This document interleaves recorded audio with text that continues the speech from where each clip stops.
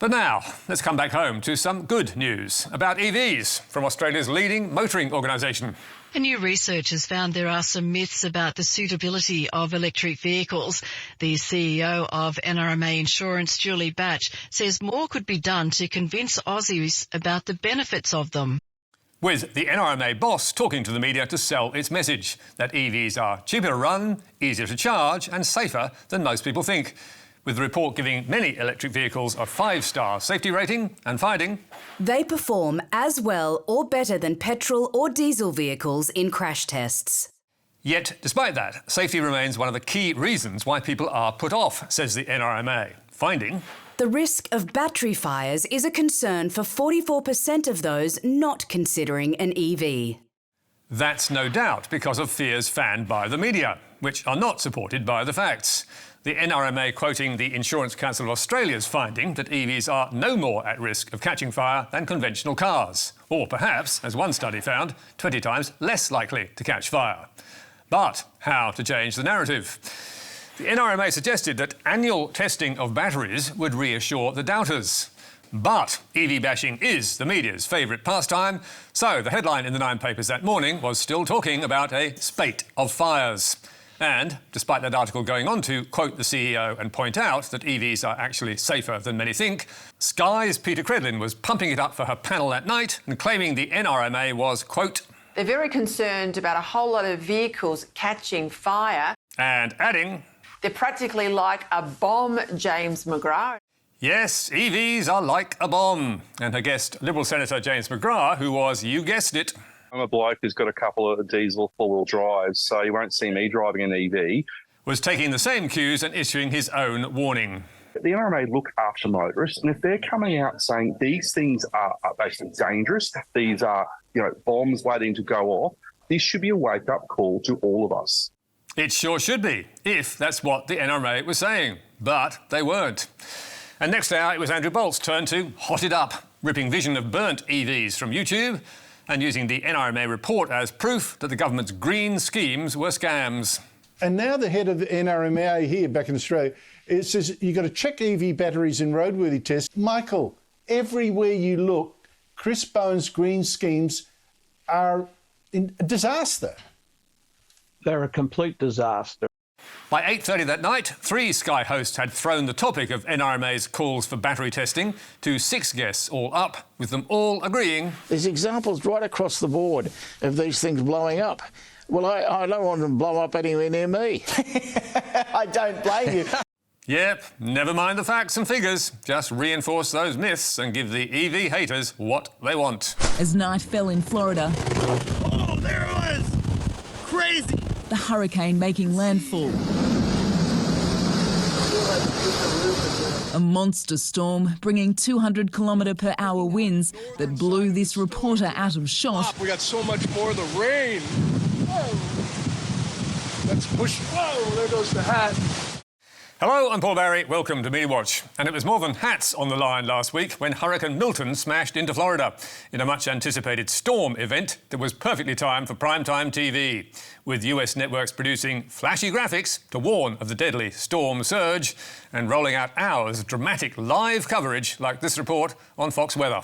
And I can tell you, the stoplights are all swinging back and forth. It's very dangerous to even be here, but I'm shocked that there is still power. And when the wind gusts come in, you can see it is literally like warfare. Climate change is good business for the TV networks because when it comes to storm chasers, last hour because the surge is over, the media lead the pack, with major stars like CNN's Anderson Cooper sent to stare down the beast. If you look at the graph, whoa, okay, that wasn't good. We'll probably go inside shortly. ABC and NBC's flagship news bulletins were also broadcasting from the middle of the action, with news crews huddled in concrete parking lots, constructing makeshift studios, as ABC America's Whit Johnson explained. That's Jacqueline, our correspondent down the way. But you can see as the wind is coming in, and if you come back through here, just going to turn it this way a little bit. You can see it's a fortified parking garage where we're all set up back here. So, was all this spectacle a ratings success? You betcha. And in the build-up to the hurricane, NBC's veteran meteorologist John Morales also grabbed the world's attention with his alarming analysis of how climate change is making the world's weather more extreme. It has dropped 50 millibars in 10 hours. I apologize. This is just horrific. After warning that last month's Hurricane Helene would prove catastrophic, which it was, Morales was labelled a climate militant. But he's unrepentant, writing in the Bulletin of the Atomic Scientists, "I must communicate the growing threats from the climate crisis come hell or high water. Pun intended. No one can hide from the truth." But unfortunately, many still do, including in the Australian media. And we all know who they are. No need to give them any more airtime today. But now to the war in the Middle East and yet more dead journalists. The latest being Hassan Hamad, a Palestinian video journalist who freelanced for Al Jazeera and Turkish news agency Anadolu.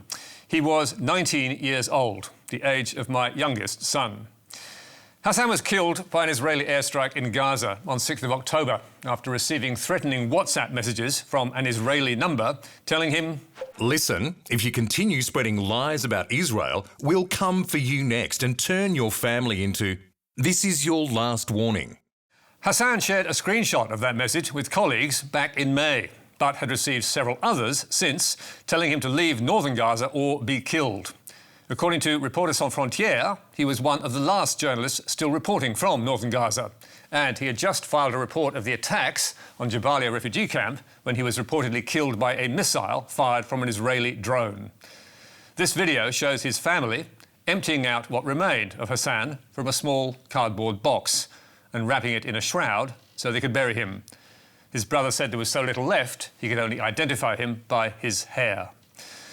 The production company Hassan worked for told Middle East Eye, Hassan was killed in his bedroom at dawn. He had just returned to his room to send us some materials when he was directly killed. His brother, who was in another room, was slightly injured. But it's clear the shell was fired directly and specifically at Hassan's bedroom to intentionally target him. Al Jazeera and Anadolu both covered Hassan's death, as did several pro-Palestinian sites. But there has been little or nothing in the mainstream media, which is remarkable. Are we now so hardened to journalists being targeted? But in a documentary about October 7th last week, the chief foreign correspondent at Fox News, Trey Yingst, made his verdict clear. I take very few positions in the conflicts that we covered, but let this be a position that I take. Journalists, specifically Palestinian journalists, must be protected amid the war.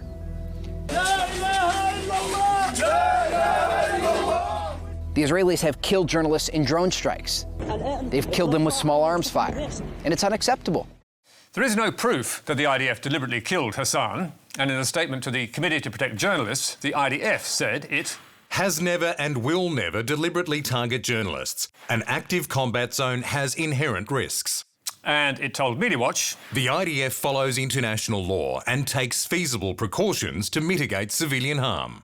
But the IDF could easily have tracked his movements, and it fits with Israel's strategy of shutting down news of the conflict, banning independent reporters from Gaza and forcing the closure of Al Jazeera's office in the West Bank.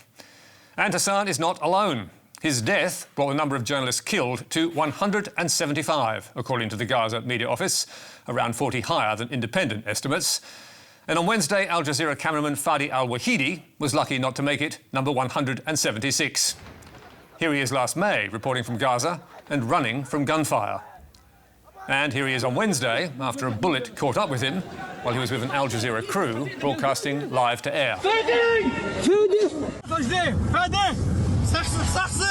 It's claimed Fadi was chased and shot in the neck by an Israeli quadcopter, then rushed to hospital amid suggestions that he will be paralysed. With Al Jazeera reporting, is in the hospital right now. The reports that we heard from the hospital, the severe bleeding that he's experiencing.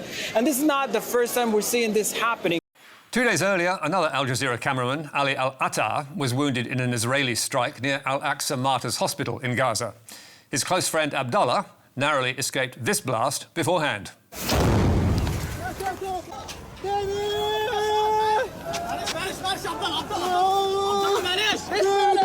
And it was Abdullah who took the cameraman to hospital with shrapnel wounds that had pierced his skull.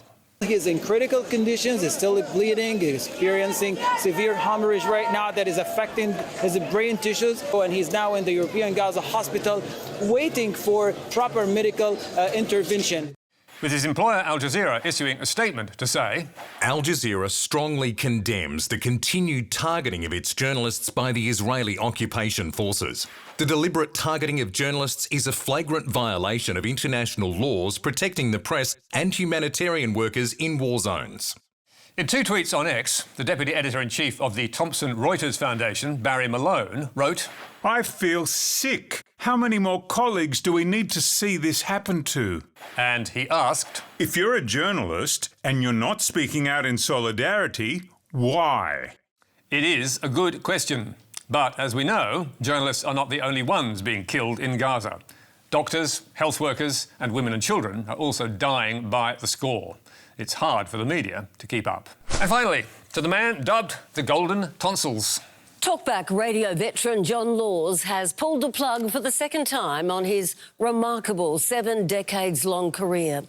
Yes, at 89, John Laws has had enough, telling his tiny band of loyal listeners, it's time for a rest, is what I think. And, you know, I've done it for a very, very, very, very long time. And 70 years, is that long enough? That's long enough.